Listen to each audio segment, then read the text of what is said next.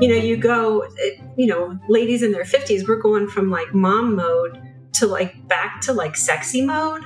And then all of a sudden I realized I could do that. And I could be, a person with my own thoughts and desires again. And I'm not just here to please people or to serve people. I can actually please and serve myself. Welcome to Normalizing Non-Monogamy, the podcast where we interview incredible people from across the entire spectrum of non-monogamy to hear their fascinating stories. We strive to bring guests on the show who have a healthy approach to non-monogamy. However, it's important to remember that everyone does it a little bit differently, and the views and opinions expressed by our guests do not necessarily reflect our own. Additionally, we produce this show for entertainment purposes only. Please be aware that we aren't doctors or therapists. Consult a medical professional for anything regarding your health that you might learn about on the show. Enjoy! Welcome to episode 131. We're Finn and Emma, and today we are talking to Mr. and Mrs. Jones of We Got a Thing. Which is a podcast. It is. You should tell everybody that's a podcast. In case they don't know it's a podcast. I was waiting for you to fill in that piece. It's a podcast. Okay, about? Swinging and the swinging lifestyle. Non-monogamy. Non-monogamy. They've been doing their podcast for a few years now. They've got a little bit of a head start on us. They do. But as noted, we're blowing them away in quantity of episodes. So we're excited to finally have them on the show. They are doing great work out there, and we're excited to hear sort of a quick synopsis, a 1-hour synopsis of their story, kind of a behind the scenes. Yeah, you're going to want to listen to this episode and then go back and listen to all their episodes to get more of their story. Right. And there's not that many of them, as we just talked about. Oh, no, really. They've done a great job, and we're super excited. So, but we first have a few announcements. Community announcements about our community. Mm-hmm. And the speed meet and greet, virtual speed meet and greet. Tomorrow night. That is Thursday, June 25th from 9 to 11 p.m. Yep. It is Eastern time. It is something that we've done one of before, and it was great. Everybody loved it. Basically, we use the Zoom breakout room feature to break everybody out into like a group of 2 or 3 with a question to talk about for a couple of minutes. And then we scramble the rooms up, ask a different question. And it's sort of like a traditional speed dating, but really more just to meet other awesome people in the community who love the show and who are open-minded. Yeah, so this isn't specifically a swinging event or a polyamorous event. It's honestly just a meeting awesome people event. Yeah, you don't have to be either. You don't even have to be non-monogamous, to be honest. You just have to be open-minded.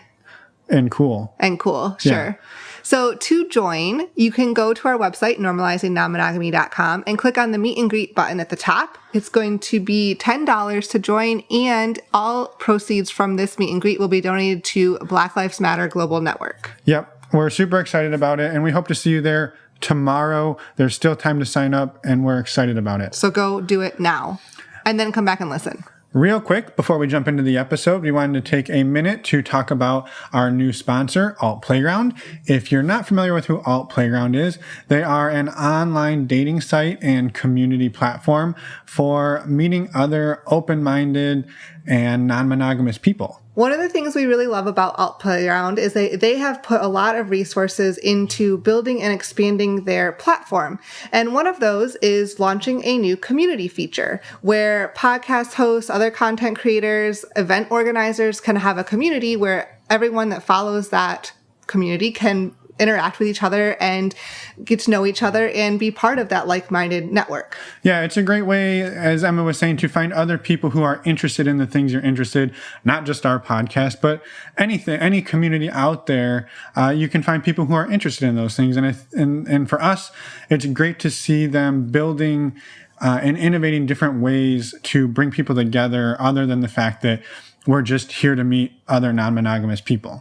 So if you want to sign up, you can go to altplayground.net, or you can go to our webpage, normalizingnonmonogamy.com, and click on the button to join. And you can also find links there on our favorite resources page. On our website, yes. Yeah, and while you're on that resources page, you'll see links to all of our other favorite resources, things that we use and love, not necessarily every day, but most days. Most days. Like our one condoms. and our STD tests that we get from STD Check. We don't get tested every day. No, like every other day. But now you've been quarantined for a few months now. It'd be a great time to go and get tested. That is true. And if you do, you save $10 and it helps support the show. So we thank you very much for that in advance. One last thing you can do while you're on our website, and we're sorry to keep piling on, go to the Contact Us page, send us a message, either a voice message or an email. We'd love to hear from you. Say hi. Let us know if you want to come on the show or if you have any feedback for the show. Only positive feedback, remember? We're sensitive snowflakes. We would love to hear from you. And with that, we will let you enjoy this conversation with Mr. and Mrs. Jones from the We Got a Thing. And they'll see you on the other side. Podcast. You were supposed to say We Got a Thing podcast. I kind of like set you up and then you didn't. And I failed. Yeah, that's all right. We'll try it. We'll try it in the outro. The We Got a Thing podcast. Yeah, it's a little late. Okay, let's go. Welcome, Mr. and Mrs. Jones. We're super excited to have you here today. And we'd love for each of you to introduce yourselves and a little bit about you for those listeners who don't listen to your show. And we'll go from there. All right. Well, I'm Mrs. Jones, and we have a podcast called We Got a Thing. We started in the lifestyle about 6 years ago now. Yeah. Stumbled into it accidentally on a trip to Desire Resorts and learned a lot in a week. Came home and took a long time to process it. And as we were processing it, we're like, if we would have had some resources to use to kind of start some conversations ahead of time before we went on this trip and kind of had to learn as we went, so to speak, we just thought it would be such a good thing to be able to pay it forward. And then Mr. Jones, kept saying, well, someday when we have our own podcast, as we would listen to the very few lifestyle podcasts that were around 6 years ago, there were some great ones, but there weren't very many of them. And I would just laugh and say, yeah, right, we're never going to have a podcast. And here we are 6 years later. Yeah, just like you laughed and said you'd never have a threesome. Well, true. I did say that for like 20 years. Oops. Yeah, and I'm Mr. Jones. And I want to go back to when you said when it first began, the first thing I thought about is when you guys began your podcast, because we got this message from this couple in Cassidy, and they invited us to be on their podcast. And when I went to look for the podcast, I couldn't even find it. And then I realized you all said, well, we're about ready to start a podcast. And I thought, I've heard this pitch before. I'm going to wait until they get a couple episodes in before we make this commitment. And now you guys you're probably like 300 or 400 episodes ahead of us at this point in time. So I do not know how you do this weekly. Yeah, my gosh. It's hard enough to do it every month. Bow down to Ben and Emma. I swear, I do not know how you do it. Well, the trick is to use other people's stories so you don't have to do this every week yourself. Yeah, that's true. That's true. That does help. So that's the secret sauce. Yeah. But no, we appreciate it. And we're excited that you're on the show and that you're able, that after 130 some episodes, it seems like we're going to stick around and you're willing to come on. Well, the threshold is 125. Once you hit 125, that means we're not there yet. No, we're not even there yet. Perfect. Well, and I don't blame you. I mean, there's a lot of new shows that pop up, and you never know if people are going to make it, and to make it a time commitment. It's totally understandable. For sure. Yeah, well, I think people are naive as to how much work goes into these things. It is a big commitment. So it is, but it's super fun. So we're happy to be talking with you guys, and I guess maybe there's probably a lead up to this point, but you said you stumbled into it on a trip to Desire, and I'm curious, did you not know what Desire was when you booked the trip? I mean, their website has pictures. Yeah, so she uses that word, and I'm usually elbowing her under the table because we had gone to an adult-only resort in Punta Cana a few years before that, and it was the topless optional. And I spent all week trying to convince her to take her top off. So finally, at the end of the week, she did. And I was in heaven. I never thought I would be in a place like this. Well, I wanted to go back again the next year. just for that reason, so I could watch my wife be topless on a beach. So we went back the next year, but none of the other ladies were taking their tops off. So Mrs. Jones was refusing. And I said, you don't understand. I booked this a year ago. This was an agreement. You were going to take your top off. And so we got into a little bit of a discussion at that point in time. And she said, well, if you want me to take my top off, you're going to have to put some skin in the game. So she started Googling clothing optional resorts, and Desire came up. So when we booked it, we thought it was, well, we were clothing optional. We didn't really know about the lifestyle, but right. I mean, it just looked like a super sexy, like a sensual vibe. I mean, obviously I picked up on that. Did not know anything that it was lifestyle friendly. And I didn't even know what the word lifestyle meant. Right. So we were truly naive, but we did book it like 4 months ahead of time. So as we were, because I'm obsessive when I book travel. I love to find the forums and dig in and, TripAdvisor and all that. And so it didn't take long to find out that there were other activities there. And then, and we kind of I was like, I don't know, honey, I think we should cancel this. This, I think we might be not comfortable there. And he's like, well, let me do some research. So it was stumbled in under the guise of we were going for the clothing optional piece and learned a whole lot. There was a whole lot more levels to it than that. So yes. Yeah. Yes. Yeah. Were you nervous leading up to that trip, or more just excited and curious and wanting to just go explore? Both. I mean, I was terrified. Just the idea of having to take my clothes off in front of other people and then the possibility that somebody might hit on us, and how are we going to handle that? And which we did not handle very well. No.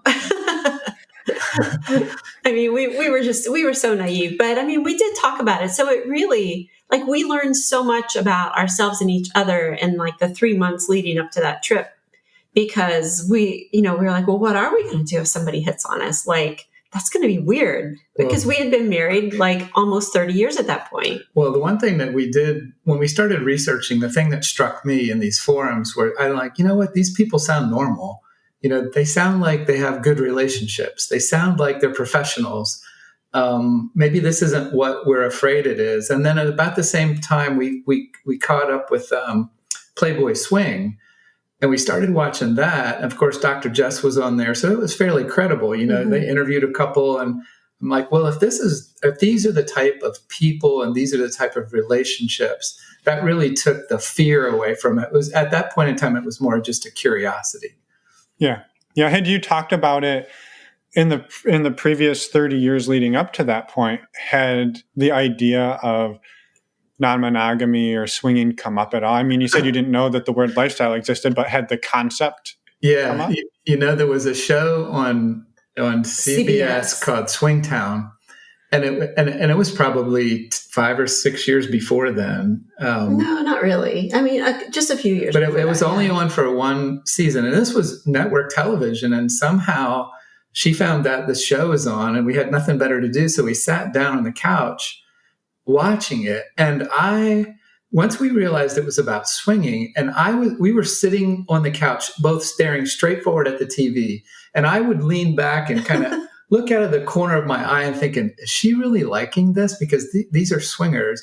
And it was funny because we started talking to the people on TV. We would say, oh, that's a stupid thing to do. He would never do anything, or I would never do it. And so we were talking at the people on the screen, but I think at the same time, we never talked to each other about it. But I think that's how we kind of realized that we were both curious about it. I mean, I just thought it was really hot and sexy. The idea was super taboo, but it was so intriguing and sexy. But I never honestly put myself in that position. I didn't. I was like, I never thought, oh, I wouldn't do that, but I just never even considered it to be a possibility. Well, and so it sounds like, Mr. Jones, you said you did. And then I guess that brings us back to it's time to go on this trip. Were you both starting to think now we're going to be in this TV show basically, but in Mexico? Well, we had an agreement that we would go and we didn't want to have too many preconceived ideas, or we just said, we're going to play it by ear. We'd been married 29 years at that point in time. We trusted our relationship. We knew if we were making a mistake, we would stand up and dust ourselves off, come back to the States and get on back with our vanilla lives. So when we got there, we did have a couple hit on us the very first day, and we were both scared to death. They were super, like, literally aggressive.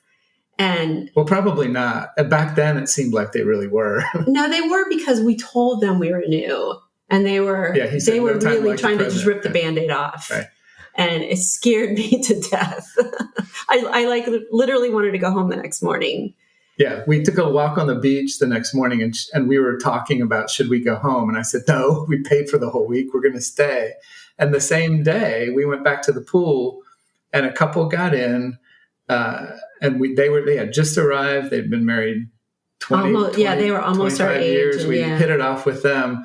The long story short, we were there with them for 6 days, and we went from just meeting them with no experience to girl play to soft swap to full swap in a matter of like 3 or 4 days.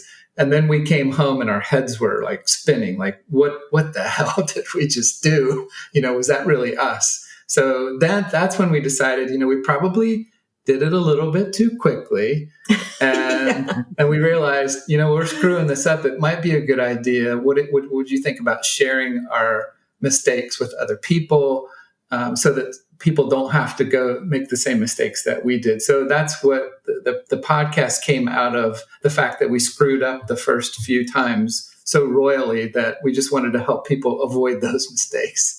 Yeah. Yeah. Because you started the show pretty soon after you went on that Desire trip, right? Right. Yes. Yeah. It was just a few months later. Yeah. And I'm curious, real quick, just one more question about the Desire trip. You said Mr. Jones had to put some skin in the game. Did he accomplish that on that trip? Did you get more comfortable? Yeah, he sure did. That's good. I just wanted to make sure that we followed up on that point. Yep. Because I would have made him too. Yeah, totally. Yeah. I'm like, and the whole time I was booking the trip, I was like, there's no way he's going to drop his drawers. Like, I made sure the deposit was refundable because I just knew he was going to back out. So the whole thing was just really out of both of our comfort zones. And then it turned out we both ended up feeling really comfortable because the couple that we did meet, they were normal. They were just a great couple. They were there to have a good time with each other. They weren't very experienced either. So because they weren't intimidating, and they were just really nice, laid back people, it was just so easy to connect with them. And that environment just opens you up to that because it's a complete escape from reality so that you can kind of say, what if? And it's kind of a weirdly safe place to do that. Yeah. Right. Well, and it's interesting because you said you feel like you went too fast and then you kind of started the podcast to help other people avoid making those mistakes. But it also sounds like throughout those 6 days, it went pretty well. Or was there a little bit of both in there? Well, it did go really well. Yeah, it went well, but that's where I experienced jealousy. It was, I think when Mrs. Jones was talking about learning, she didn't think I was going to take my clothes off. That was the first. We learned so many things new about each other that week after 29 years. And the thing that we hit it off with the couple, we had a great time, but like after our first full swap, the next day, the four of us were laying on one of the beach beds and Mrs. Jones was holding the other gentleman's hand and he was telling a very emotional story about his family. So I was kind of holding his hand to give him it was an empathetic gesture. It wasn't like I wasn't even flirting with him at that point. We were just kind of connecting as he was sharing a very personal story. And Mr. Jones saw me holding his hand and kind of rubbing the back of his hand as he was telling the story. And that just didn't sit well with him. Yeah. You got very quiet. Well, I made it through the rest of the week. As a matter of fact, I talked to the guy about it because my behavior changed. Because I kept telling myself, wait a minute, this guy just had sex with my wife and that didn't bother me. But why would that bother me? I had no idea. But a lot of it was, again, Mrs. Jones is an only child. And she said, I don't like to share. I'm just telling you ahead of time. I don't like to share. And then when we get there, she didn't have any problems sharing. So it was all of these new things that we were learning about each other that week, combined with everything else that was going on. So it really took me another 4 or 5 months after that to kind of process through what I was feeling and why I was feeling it. And then we had to make a decision. Look, do we just want to cut bait, and go back to vanilla world and say this was a grand failed experiment? And I said no, because I have some sort of an underlying insecurity. And if we run away from it, that insecurity is still there. The only way for me to kind of work through it is to move forward. And so fortunately, the next couple that we ended up being with was the perfect couple for us. They were our age. They were very experienced. They said, whatever you guys are comfortable with. And it was kind of the prototype couple that we modeled ourselves after, of just, hey, we're here to have fun. We'll go at your pace. This is about all of us having fun. It's not about anything else. And so that next experience helped me to kind of get beyond that first little bout of jealousy. Yeah. No, thank you for sharing. I mean, it really helps, I think, kind of humanize the whole thing, right? And I guess moving forward, right? I mean, one would assume you guys have been podcasting for 6 years, so you've obviously stayed exploring. How has the journey progressed, or how did it progress, after that experience? Well, I think we had to kind of decide, how do we feel comfortable connecting with people? And we're both pretty introverted. So it was hard to put ourselves out there. Like, we don't like big crowds. We both find pretty intimidating, but we're like, you know what, maybe we'll like it. We didn't think we'd like taking our clothes off in front of other people. And what do you know, we do. So we just deliberately tried different types of events throughout the next year, to kind of see where we felt most comfortable, and, what was fun and what was, more trouble than it's worth, as far as anxiety and stuff. So, we went to Naughty New Orleans, and we went, back to Desire. We tried to find a couple clubs to go to. We did a lot of local dating. I think we really like the 2-on-2 experience, meeting a couple for drinks and dinner and that type of thing, just because it's a more laid back atmosphere. And intimate there too. Yeah. Yeah.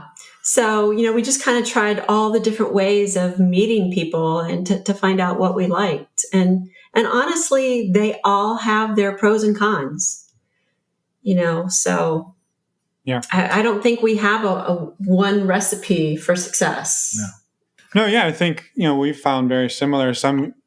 Sometimes we're into going to a big party. Sometimes it's more laid back. And I think it all depends on who you meet at those places too. Yeah. Sometimes it's not necessarily the party or the event's fault. It's who you connect with and where that, those relationships, what relationships might form from that.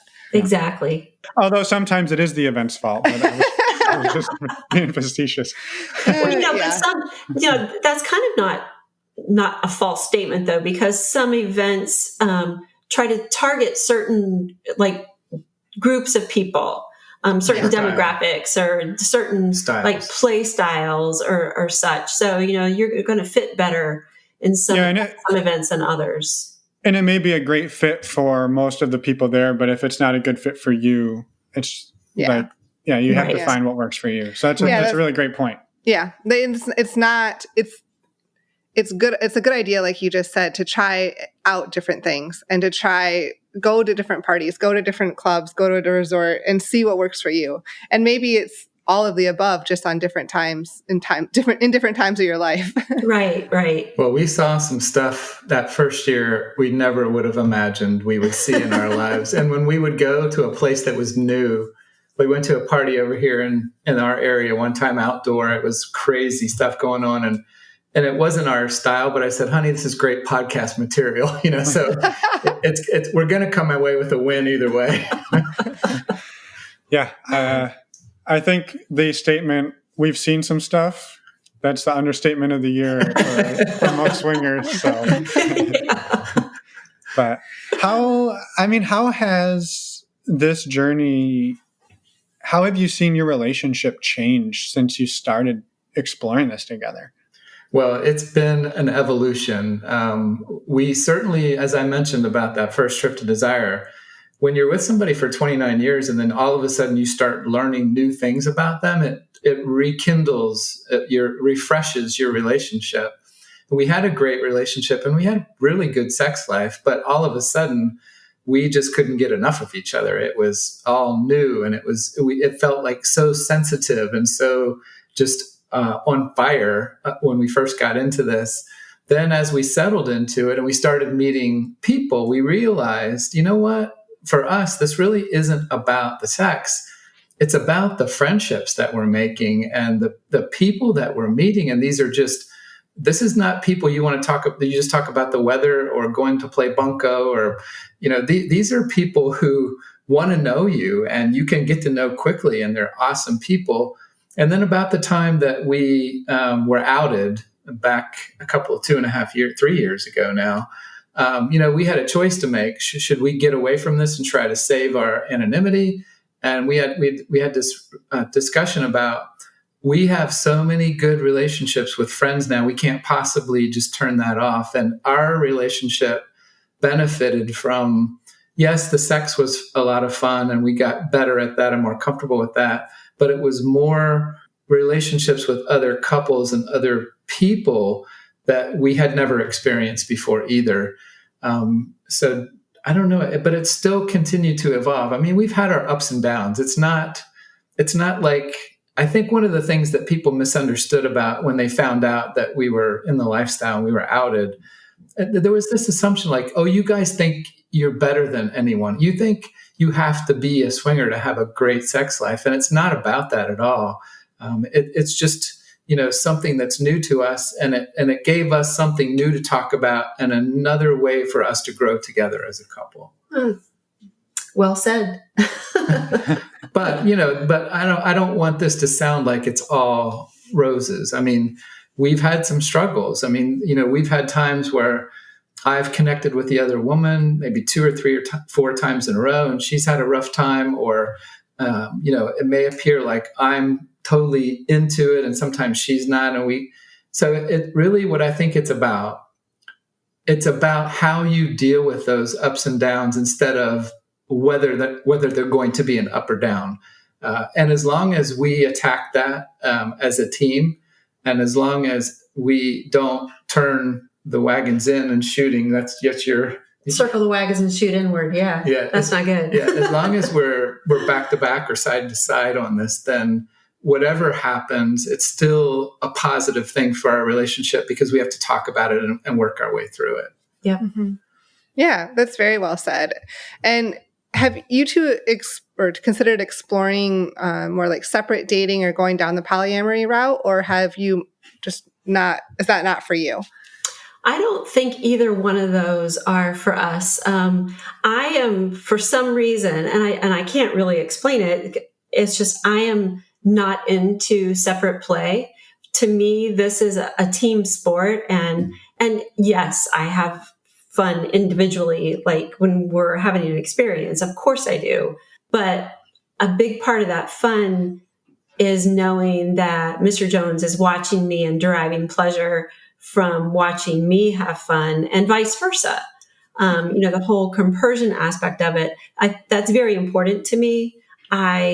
I just feel very confident the way we're handling our relationship now and the way we're handling interacting with other people now. I feel like we're both on the same page, and we're not kind of like listing to one side and all of a sudden we're going to have to stop and reevaluate our priorities and our motivations.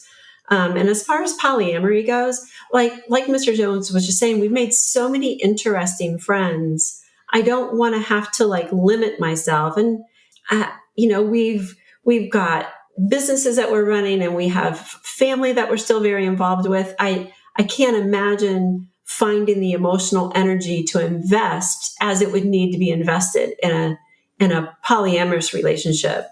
That's just opening up a whole nother part of yourself. And really it's a big commitment, time and energy and emotionally. Yeah. And I agree with we're on the same page with the polyamory thing. I think the dating separately, I would equate that to early on in the lifestyle, we talked about inviting a single male in, and Mrs. Jones didn't want to have anything to do with that. Then we got to a certain, and so I didn't really push the issue. It was just something that we chatted about, and she decided she didn't want to do it. Well, then all of a sudden one Christmas in my naughty stocking, she gave me a coupon to go get a single guy. Well, once she expressed an interest in it, all of a sudden that's all I could think about. So it wasn't like, I'm not the type of person who has this urge, I want you to have a single guy, I want you to have a single guy, and try to talk her into it.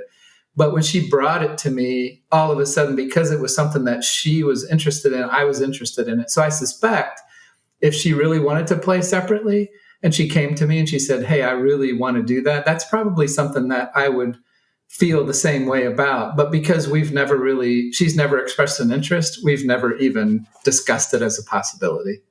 Right.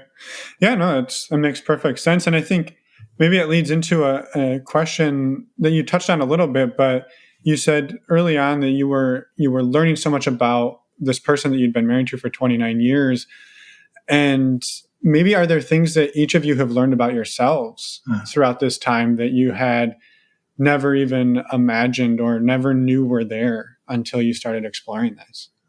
I mean, we have, as far as like putting my finger on something specifically, I've learned that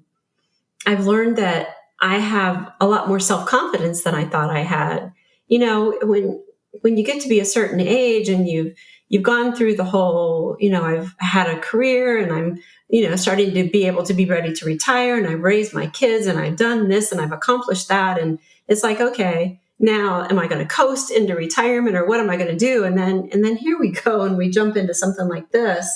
So, you go, ladies in their 50s, we're going from like mom mode to like back to like sexy mode. And then all of a sudden I realized I could do that, and I could be, a person with my own thoughts and desires again. And I'm not just here to please people or to serve people. I can actually please and serve myself. So it was nice kind of like taking that back and allowing myself to do that again. So I don't know if that's really learning something new about myself, but it's something that I was able to accomplish that I might not have otherwise had the opportunity to do. Yeah. And I think for me, it's self-confidence as well. But, more importantly, and I touched on this before, but, and it's all in our episode 37, but when we were outed, and all of a sudden we're in a community where a lot of people know us, and, our church calls us into this big meeting, and it's a bad meeting. And we left there so emotionally drained and hurt. And I was the guy who all of the old ladies liked at church. I was the guy who we were the youth group leaders. We were the ones leading worship. We were everyone liked us. And then all of a sudden it was the opposite. They really disliked us. And for me, that was a struggle, because I had to think about, why am I doing this? And is this really who I am? And what I've learned is that I'm not going to be ashamed of this. I have my wife next to me, and the characteristics that we're talking about, these fundamental things in the lifestyle about truth, about honesty, openness, communication, these are all bedrock fundamentals of a solid marriage. And we're learning about that and exhibiting that for others in this lifestyle. So I'm not going to be ashamed of that. I'm going to, so individual growth for me came when I had to kind of come out and say, no, this is, and I'm an introvert, so I had to say, no, this is who we are, and we're proud of who we are, and we're not ashamed of who we are. So yeah, there's the lifestyle aspect of it where you get self-confident because other people are attracted to you. But I think because of what we've had to go through personally as a couple, the growth has really come from many different facets of this. Yeah, you had to own it, right? Yeah, like that. Yeah. Well, and that would be a really easy time, back to your analogy of circle the wagons and shoot inward, for you two to turn on each other, right? And it seems like that was the time where you most had to stand back to back and fight off everybody coming at you. Yeah, right. There was one night, not long after it all happened, and we were still kind of in shock over the whole thing. And we got in bed, and he said something. I think I might have been crying, and he hugged me, and he said something about, I feel like a terrible husband because I've gotten us into this situation. I was like, you didn't get us into this situation. It's not like you were a caveman and you were dragging me by the hair to do this. Like, we both went into this with our eyes wide open, and we're both gonna get through this together. I mean, it was just that was probably the saddest moment to me, that Mr. Jones was owning that burden on his own, thinking that he was the husband and he had to carry that. But this is a total team effort. Yeah, but I have to say then when Mrs. Jones and I went in to meet with the pastor 101, he started asking questions, and she just she was leaning forward. She was very confident and passionate about what she was saying. And I just kind of sat back and I'm like, wow, good for you, because I think you found a new level of a gear that day, a inner strength just to come out. And I, because I wasn't the one that did all the talking. You came out as the woman, and it means so much. It's funny because we've had a couple of other business, now that we've been doing this for a while, we actually have an attorney. And the first attorney we went to see, we were walking into his office, and Mrs. Jones turned to me and she said, I'm going to do all the talking. And I said, okay. Because it does, if you think about it, coming from the guy, it's going to be taken one way. But when the woman sits up and says, no, absolutely, I am owning this. This is why we do this. This is who we are. It makes a huge difference in how people perceive your relationship. Yep. Oh, yeah, for sure. And, when you guys started the podcast and started down this journey, did you talk about how it might look if you were outed, and if the rest of your life or less of your, for lack of the better word, vanilla life found out about all of this? Because that's something that I think a lot of people, whether you're doing a podcast or not, it's always on your mind, and how open you want to be about it, because unfortunately our society is not always as accepting as we'd like it to be. I mean, we did talk about it, and, and you think, well, we'll just have to deal with it when it happens, hoping that it will never happen. And then, and then it did. And I mean, it was really uncomfortable, and it still is really uncomfortable. I have friends that go to the same hair salon I do, and they pretend I'm not there if they see me. Like, it's crazy. Like, I'm not a leper. Yeah, we run into people in the street and they turn around and walk the other way. But the people, what we're finding is the people that really cared about us still care about it. I mean, we didn't lose all of our friends and family, but the ones that we did, it's really awkward and uncomfortable, and it's just a shame, because those are the ones that didn't really sit down and talk to us. But they're making their own judgments without a conversation. But I think, Emma, your question, so this happened 3.5 years, about 3.5 years into the lifestyle, and it's been 3 years since. Right. If it would have happened in year one, or maybe early in year two, we probably would have turned tail and, gone. But by year 3.5, our podcast had kind of taken off. We felt like we were making a difference in the community. Our relationship was really headed in the right direction. And we had made so many good friends that we were comparing our new lifestyle friends to the friendships we thought we had before. And that's when we said we couldn't go back if we wanted to, because these people are in our lives for good. And so I think, to your point, if it would have happened earlier, it might have been a different story. But because of the timing, we were already neck deep in it at that point in time. And we're like, well, if the cat's out of the bag, you can't stuff the genie back in the bottle, whatever kind of cliche you want to say. At that point, it's hard to deny it and move back. Yeah, but it really does put that magnifying glass on the relationships that you've built and the friendships that you have. Because one would assume, right, these people that have been in your church, you've probably been friends with them for 10, 20, 30 years potentially. Yeah. And they're not willing to continue to be your friend after learning something, or at least even having a conversation, it sounds like, for some of them. Right. But somebody that you met 6 months ago at Desire, you probably know just as well as somebody that you've known for 30 years from Yeah. church. And you can be yourself and you don't have to hide who you are. Correct. Yep. And they love you and respect you for that. And I think that's something that people, it's really hard to strike that balance of, I know that these people that I've met in the lifestyle or on a whatever in polyamory or swinging are so much more open and accepting of who I am, but yet I still care so much about what these other people think. And it is not easy. And No, it's not. No, it's something that so many people struggle with, including us. Yeah. Right. And I don't want to keep talking about church, but I'll tell you this. What you just described, Finn, is unconditional love.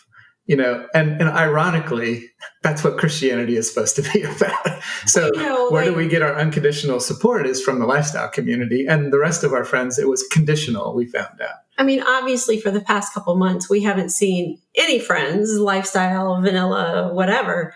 But we've stayed in contact with everybody. And it's funny when our lifestyle friends reach out to us, it isn't just, hey, miss you, can't wait to have sex with you, when the world opens back up. It's, hey, how are you guys doing? How are your girls? How are your parents doing? They want to know about us and our family, because they understand that we're real people. We're not just like human sex toys, Right. and vice versa. And we know about their families too, and care about their families. And I just wish the whole world would understand these are authentic friendships. That's why we're trying to normalize non-monogamy. I know. No, it's very true. And I think, well, and you started, but way before we did too, trying to do the same. I just have to theorize that the people who turn and walk away when you see them on the street are the ones who, after they found out, they had a big fight because one of them wants to do it and the other one doesn't. And so you ruined their marriage by being yourselves. That's my personal theory. Yeah. I actually kind of like your theory, and your theory might not be far off in certain cases, So there's usually, like the people that get the most angry, there's some sort of underlying reason that probably has nothing to do with us that is causing that frustration and that anger and that unwillingness to listen, because they've got their own guilt or shame or whatever it is. Jealousy. Yeah. Jealousy. We all have our baggage, and we all have different triggers, and you probably triggered certain people for reasons that you have no idea why, and we'll never know. Right. And it's really tough though, because it feels like it's all your fault, right? Like moving past that and trying to realize, okay, I need to own some of this, but I need to own it and be confident in who we are and what we're doing, rather than feeling bad that they're upset about it. Yeah, right. we've been. I mean, they know something about our sex lives now. We don't know about their sex lives, and that's normally not something you talk about with your everyday friends. Right. But now the relationship's really unbalanced because the people that found out, they listened to our podcast because they brought things up from multiple episodes. Yeah, so they asked us a lot of questions. We knew they didn't listen to that 30-second intro, recognize our voices, and hit stop. Yeah. So they're learning a lot about us that they never knew. So that's got to be disconcerting. And I understand that.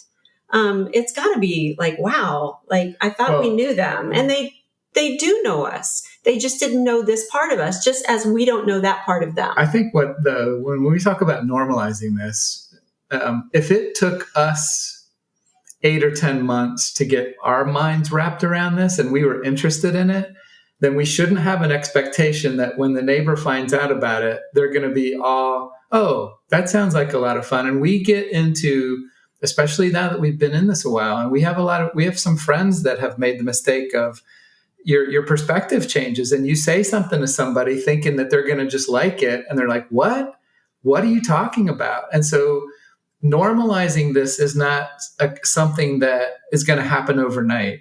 It's going to take a lot of people have to get hurt. A lot of friendships are going to fall apart. But I'm encouraged by especially just the number of lifestyle podcasts now compared to when we started. Right. And it's becoming more mainstream. And to your point, Emma, it is hurtful at first, but once it happens 10 or 12 or 15 or 20 times, you kind of just let it roll off your back at that point in time. You go, well, I don't even have time to worry about that right now. That's your problem. So it does get a little bit easier. But we try to keep that in mind, that it's going to be a shock to people, and they have to have time to kind of work through that and think it through. Yeah, and that's a fair point, as much as I hate to say it, that you have to give people time to come around. And I think that's something that we tell people all the time when they're talking about, like, well, I want to bring this up to my partner. And the thing that we often say is, that's patient. That's great, but you have to remember, you've been thinking about this and excited about it for months and months, or maybe years, and you're about to drop a bomb on somebody. You need to give them time for the dust to settle, to take it in, to understand it, to wrap their head around it, because you've got a 100 meter head start on them, or even more, right? So and like talking about having it, like coming out and telling some friends or even for family, like your mom, about it, like you have to give them time to wrap their heads around it. Well, I think one thing that we've learned is we have, again, we've been in this community for a long time, so we have a lot of friends, but we had to decide who were the ones that were so close to us that we wanted to tell them before they heard. And so what we've learned is, when we control the timing, and when we control the message, and when we control the pace, like you say something and you watch them react, and then you give them a little bit more. And so we've learned that those are the people that have accepted it the best, is that we've chosen, we've dictated all that ourselves, but you don't have enough time to go to everybody that you know and have this conversation. So a lot of it, people are just going to find out, but those are the people that we hope are further out of our orbit, and it's not going to be as hurtful as it would if somebody walked up to, like, our daughter and said, "Hey, let me tell you what your parents are doing." So we just wanted to make sure that the people that we cared about the most heard it from us directly. Yeah, for sure. Well, has the way that you've explored this shifted and changed over the last 6 years or so? Because it sounds like week one you were at the full swap milestone, which is what a lot of people see as the holy grail of swinging. So how has it evolved? Well, we did come back, and took a long time to process things. And then we did step back to soft swap for a good year after that. And then we got back in it. We don't full swap with every couple we meet now. I mean, we just kind of let the dynamic kind of dictate what we feel comfortable with. And we really enjoyed that. We enjoy that lack of pressure. Yeah. To be that full swap couple every single time, because sometimes you just don't feel it and you just want to interact differently. But your question, Finn, is how most of us think. It's linear. Like, it's first grade through graduation. There's that diploma that you get, and that's what we thought. But what we've learned is, if it's about fun and it's about being social, sexy, and friendships and just having a good time, then it turns into whatever the group is most comfortable doing, because you're making a connection with people, and that connection and that fun and that relationship is what we're looking for. So it could be full swap, or it could be exhibitionist or parallel play. It could be anything. And that's what we've learned was harder to get to that mindset, because you obtain this, okay, we're full swap, so therefore we're full swap. Well, it doesn't necessarily have to work that way. And as far as like the types of events we like to do now, has that evolved? Because, like I said, we tried everything the first year. Well, we've gone to so many events and met people at like Naughty New Orleans or Desire, where people were coming from everywhere. We and then we don't have a local club near. There's one about 2 hours away, and it's probably draws a younger crowd. I don't know. We've actually never gone there because it just never. We always feel like we need a wing couple to go with, and we've just never managed to work that out. So we like to play more out of town than we do locally. And now that we have our own businesses, we can travel more. Our schedules can be a little bit more flexible. So, we don't have kids at home. So we really like to travel to meet people. That's kind of been our new way to play, I guess, when we get to choose just for the two of us. Yeah. I think the maybe the thing that I'm hearing, and this is just kind of came to me in the last minute or two, was the graduation beyond full swap is patience, and that you don't have to do this or this with everybody you meet. It's you start to learn that there's an abundance of people and an abundance of opportunities and experiences to be had. And you don't have to take the first one that comes to you. And I think, or force one into what you think it should be, because that's where you're at. And I think that's something that, we did it for years, longer than we want to talk about, where we were like, well, we're here, we might as well, we have to, this is the last time we could ever do this. And I think you see people do that early. And those are the situations that wind up making it so unpleasant that sometimes it is your last time, because you forced a situation that didn't need to be forced. And I think that's a really great place to get to, is the patience, this can happen or it can't, and we're okay with that. And there'll be we'll live to see another day. Once the pandemic's over, yes. Yeah, right. Eventually. Yeah, everyone's going to come back out of this just like, I don't care who it is. That's funny, not funny, right? Right, I know. I guess that kind of leads into, I was going to ask, one thing we bring up with as many guests as we can is sexual health and safety. And that's something I was hoping you two could touch on as well. How have you approached that and keeping yourself safe and having those conversations as you've navigated non-monogamy? I think the fact that we probably don't play as much as often as people think we do. And we're pretty, we really like to get to know people first. So I think it's just easier to kind of observe their history and the way they play, and whether they're pretty mindful of who they're selecting. And that just makes all those conversations, I guess, more natural, because you have more time. You don't have to run down a checklist as you're jumping into bed with them. I think it just comes about as part of just a natural progression of conversation. So specifically, Mrs. Jones gets tested at her doctor. Right. And then I use a service called Everlywell, where they send the kit to the house and you take it all in your house and send it away, and then they email you the results. So to answer your question directly, that's how we get tested. But ironically, we are right in the middle of a 3-part series on health. Last episode was about health, wellness, and menopause, exercise, menopause.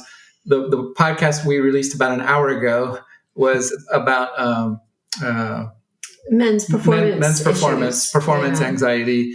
And then next month, we're talking about STIs specifically with a doctor. So as podcasters, we've been, you guys know this, when you have a microphone and you talk into people's ears, they believe a lot of the things that you say. And so we wanted to be very, very careful to make sure that we have the right person on that has the right message with the right credentials, and that it's not coming from necessarily the Joneses, but it's coming from, a professional. And the other thing I wanted to mention is that, and very few people talk about this, people lie. So, even if you say you've gotten tested, how do you know, unless you're going to demand proof, which really gets clinical?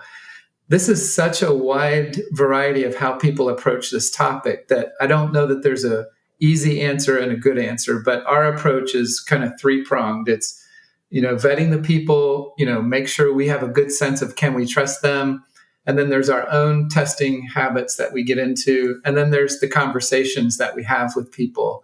So I know no methodology is perfect, but that's how we try to approach that. And we try to recommend, that's why we're podcasting about it now, because we want people to hear, and learn as much as they can about, so they can make wise choices. That's the thing that we say in our podcast, that we're not a how-to resource, but we're a what-if resource. So what if we decide to do that? Well, if you decide to do this, you better think about this, you better think about this, and you better think about this. So we try not to come out as like preachy or dictatorial, but more, these are the things that you need to think about, and you need to be responsible adults and educate yourself and make good decisions and communicate with people. And it's all of those things put together that create the environment where we feel safe with another couple. Right. Yeah. And assess your level of risk and what you're comfortable with, because that's what it's all about. Right. Exactly. And it's always a risk. I mean, somebody could have gotten tested last week with a clean bill of health, and if they've had one experience since then, that test is now... Or if they presented, they didn't present. No, and I think what you touched on was really great, that, and we actually had this conversation with somebody a couple of weeks ago, which was about, do you often ask people to prove their test results by showing them to you? And our answer was sort of, if we feel uncomfortable enough with somebody's answers that we need to ask them to prove it, we're probably not going to take it to the next level. That is a great point. That's exactly right.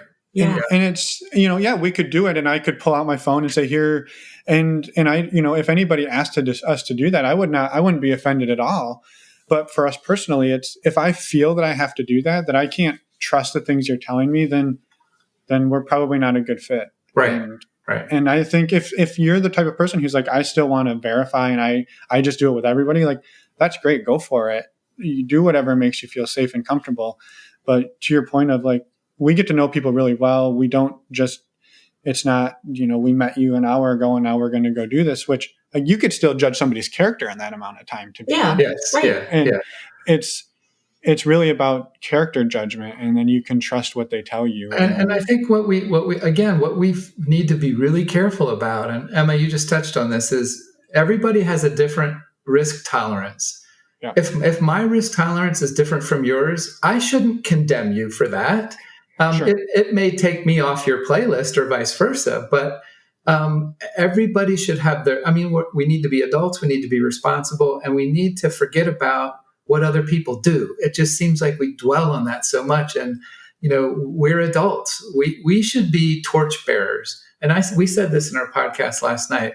We're in this pandemic. You're going to rush out to a club again. Look, the lifestyle people should be torchbearers for good health and safety in the lifestyle.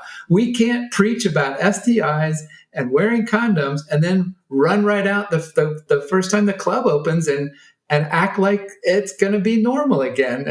How does that look to the outside world who is just looking for a reason to condemn you for what you're doing? Right. Yeah, and that's a great point. And I think, maybe just to not necessarily to walk back what I said, but to just say that if you're the type of person who doesn't really care whether you can trust somebody or not, and you're like, I'm going to have sex with this person, all I care about is that they can show me a test that says they didn't test positive for X, Y, or Z. If that's your threshold, like, go for it. Like, it was more on our behalf for us, if we don't feel that we can trust you, we don't want to make that. Right. But we know people out there who are in that boat where they're like, I don't really care if they can tell me that they got tested and everything was good to go, then I don't really care. And great for them. Right. That's again, back to that risk threshold and risk tolerance. So. And to your point about right now, like going back and rushing into the clubs, like I feel, I get it. You want to go out, you want to socialize, you want to see those people and go have fun. But it's just the non-monogamy in general gets such a bad rap sometimes in society. And it's like, sometimes just once in a while, most of the time that I would hate to have, everyone rush out to the clubs. And that's just another light shining down being like, oh, look at all these people. They're out and spreading coronavirus. And it's, So, not great. On to happier topics. Someday we'll all feel safe going back to clubs again. I have a question, actually. So you both mentioned that you are introverts, and how have you seen yourself, I guess, and pushed yourself to grow as you've become kind of leading events and in the podcasting world, and I guess maybe a bigger name than you thought you might be at the beginning, right? And how have you pushed yourselves to do that? Because it's hard for introverts. Speaking as an introvert, it can be difficult. Well, I was a teacher before I retired, so I'm used to being in front of people and speaking to people. But I also know that it can suck the life out of you. So when we host these events, I mean, we have a lot of fun and we've learned, I mean, you learn how to interact with people. Even the shyest person can be successful in the lifestyle because you just have to try again, and eventually you're going to realize if you get up the nerve to walk up to talk to somebody, you might not end up going to the playroom and having sex with them, but you might just have a really nice conversation with them. And you just learn from experience. This isn't going to be that bad. I'm going to be able to accomplish something. So I think we've learned that the energy we put into it, we just get so much out of it. It's just very gratifying to host an event and watch people, because a lot of our listeners are very new to the lifestyle. So sometimes they'll come to one of our weekend events and it's their very first thing they've ever done. And they come in and they are scared to death. You can just see them like kind of cowering in the corner, like, oh, what, how do we get ourselves into this mess? And then you watch them throughout the weekend, just relax and kind of, like melt into it and start talking to other couples and having good conversations with each other. And that is so gratifying so I've learned to take that and to use that as energy. So I guess I'm teaching myself to be an extrovert and to allow that to kind of fuel us to do it again and again. Yeah. And in my career, I did a lot of public speaking and I think people misunderstand. I think our friend we have in common, Catherine, the last event that we were at, somebody asked her this question and she said, and I might butcher the answer, so correct me, but she said, sometimes if you're an introvert, it's the way that you draw your energy. It's not that you're afraid to speak in front of people. It's not that you're afraid of large crowds, but when you need that recovery, do you draw your energy from that group, or does that group suck the energy out of you? And how do you then go retreat and close the door and find your solitude if that's where you draw your energy? So we've had to learn how each one of us does that. And I think we're pretty similar, fortunately, for how we do that. But we'll be sitting up in front of a crowd of people and just look at each other and say, why are all these people here? We are just the Joneses. How did this happen? We don't really see ourselves as, well, let me put it this way. When you're recording a podcast, it's just the two of you, right? You don't see who's out there listening. You have no idea. But when you go to an event and you see all of the faces that come along behind that, all of a sudden it's really overwhelming. And you realize that, maybe we are making a difference. Maybe all of us together, normalizing non-monogamy and all of the other people out there trying to make this change. It's really encouraging for us to see so many people show up, so many podcasters coming out and doing their thing, because everybody's going to have a little bit of a different story and a little bit of a different comfort zone. And it may not be, we got a thing that draws you in. Maybe it's going to be somebody else. So this is really, it has turned into more than we ever thought. But at the same time, it's really energizing for us and it helps to keep us motivated to continue. Well, and as far as like normalizing non-monogamy goes, I mean, the people that come that you meet and that you meet at other events, I mean, these are not Larry the Lounge Lizard 1970 leisure suit gold chain people. These are really smart, successful, interesting, intelligent, like solid people. They have their shit together. So it's fascinating to meet the wide range of people, like every profession and, in every walk of life. Every age. It's fascinating to meet all of these people that we all have this like crazy thing in common with. Yeah. Yeah, no, it is a wild thing when you're standing in a room of people that are there because of you. It doesn't ever register for us. So. No, not really. No, I'm with you. So I appreciate that. And I don't know, do you think they have any bloopers? I was just gonna say. I think they probably got one. Do you have any bloopers that you'd want to share? That we like to ask this question to show that it's not perfect. And sex and also just non-monogamy in general is not perfect and the mishaps happen. Do you have anything? To other people. Not to us ever. We've, yeah, I mean, she's probably kept us from a lot more bloopers than we've really had.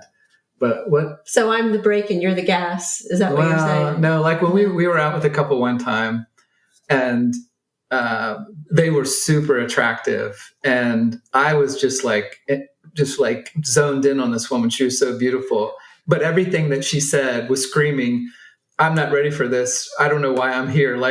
It was one red flag after another. She was clueless. She had no idea what her husband was dragging her into. I asked her, I said, so why are you doing this lifestyle thing? What do you hope to get out of it? She looked at her husband and said, well, we're not getting any younger.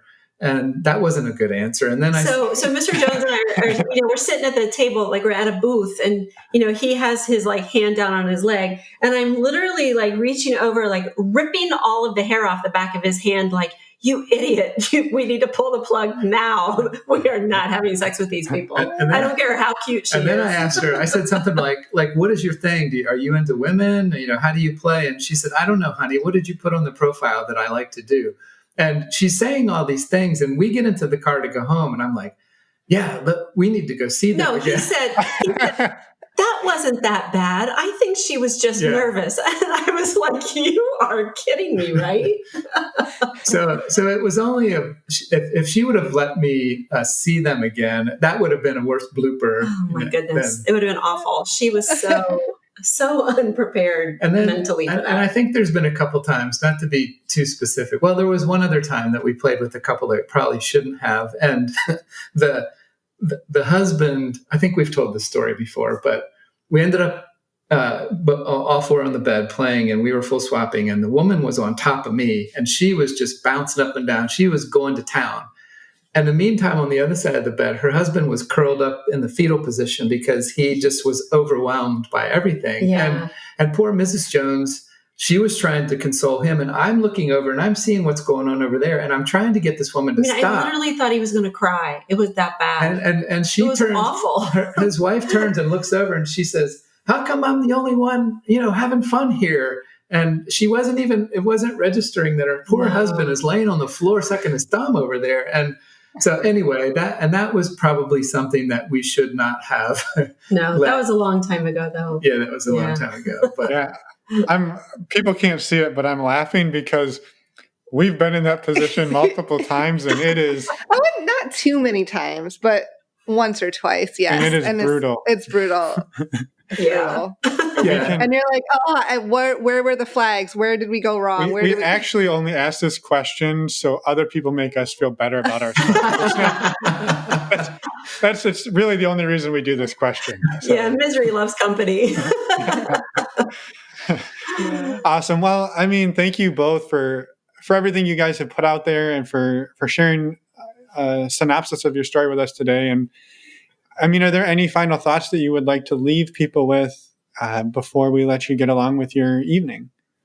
Gosh, I just wish everybody had the opportunity to be able to look inside what the lifestyle community is, because there's so much more to it than people from the outside actually see. It's a pretty solid community of people, and we all have our own ways of doing it. And some people are crazier than others, and some people are more timid than others. But you find your spot, where you're comfortable, and then you look for people that are kind of running at your same pace, and it can just be an amazing, fun, crazy journey that you can do together. I mean, it's a great hobby. Yeah, I think there's three. If you do it right, I think there's three things I would say. First of all, develop your own thing. You don't have to pattern yourself after anyone else. You don't have to even use the full swap, soft swap labels if you don't want to. As a couple, find what it is about the lifestyle that you want to do. Number two, move at the pace that you're comfortable moving. You don't have to do like the Joneses and go from 0 to 60 in 3 days. Sometimes that doesn't work, but sometimes you know that it might. Yep. The last thing is that, and Mrs. Jones says this all the time, if you're not having fun, you're not doing it right. So that's kind of how I would summarize all of this in a nutshell. And I just want to say personal thanks to you guys, because Absolutely. we know, as we said at the outset, we know how much work this is. And you guys are amazing that you do this week after week after week. And you've had a lot of different people, a lot of different styles, a lot of different types. And I think your message is everybody's going to find themselves in at least one or two of your episodes, because you're talking to the wide range of people out there. And it's really a good way to expose people to what I just said. There's not one way to do this. There's a whole lot of ways to do this. So good for you guys. And thank you for what you do as well. Absolutely. Yeah. Well, thank you for that. Yeah. Thank you so much. And thanks for all the work you're doing as well. I mean, like you said earlier, I think it's about, the more people that are out there doing stuff like this and getting out there. And even if you don't have a podcast, just talking about it can help. And the more and more people we can have that happen, at least have people start opening their eyes that it does exist and that it's way different than what people perceive on the outside. So thank you. Yeah. Awesome. Well, yeah. One last final thank you, and we can let you get along with your evenings. It's quite a bit later there, so we'll let you get some sleep. Yeah. All right. Well, thanks again for having us on, and hopefully we'll see you at an event someday relatively soon. Yes. Yeah, let's hope someday so. soon. Yes, we hope so. Well, so thank you again. Have a wonderful night, and we'll be in touch. Okay. All right. Take care. And we're back. Thank you so much to Mr. and Mrs. Jones for coming on the show and reaching out to us. It was awesome to chat, and we're so happy to get this episode out there. Yeah, for sure. One thing that we did want to just quickly talk about, towards the end there, we were talking about STIs, and we did not want it to come off in the sense that if you had an STI, that would disqualify you from playing with people or from people wanting to play with you. It wasn't what we were trying to say. We understand how it could be interpreted that way. We were really more trying to give sort of a situational hypothetical, not that is the way that the world works. So really, in our opinion, it's disclosing an STI is the beginning of a conversation of how to move forward to interact with people in a way that makes everybody comfortable, not a disqualifying event. Yes, definitely. The other quick thing we wanted to mention is that Mr. Jones, I think, mentions that we have a mutual friend named Catherine. And we're not her friend anymore. Wow. I'm just kidding. That is Catherine of Expansive Connection. She's a relationship coach and has been on a number of our episodes as well as episodes of We Got a Thing. Yeah, so we will put links in the show notes to those. And again, sorry about we need to be a little more careful with our discourse around STIs. The STI. So our apologies on that. We will be more careful in the future. One thing that we did want to remind everybody of here before we left was we were talking earlier about communities and Alt Playground, and that you could find our community on Alt Playground under Normalizing Non-Monogamy. I think you just search for us and whoop, we pop right up. That should be how it works. And we'll be in there. All of the other, right now it's a couple of members, but if you join, it's going to grow. It's going to grow like a snowball. Hopefully. Except I don't like snow. That's true. It's going to grow like a beach sand ball. Okay. Well, sure. That's the way. All the little grains of sand. All of them, yeah. Everybody, each one of you is a grain of sand. Okay. This is deep. Yeah, it's getting real deep. With that, remember to go to our website, normalizingnonmonogamy.com. Reach out to us, say hello, tell us all of the things about you, and then maybe you can come on the show and be one of these amazing episodes like the Joneses. Next week, we have an interview with Marla. Yes, she is a super badass. Yes, she is. And one of the co-creators of Sex Down South, which is an awesome sex positive conference in Atlanta. Uh-huh. And it's going virtual this year. And we are excited to talk to her. She's, again, honestly a badass. So you're going to want to come back in a week. I promise. In 1 week, and we will see you then. Bye, everyone. Thanks for listening.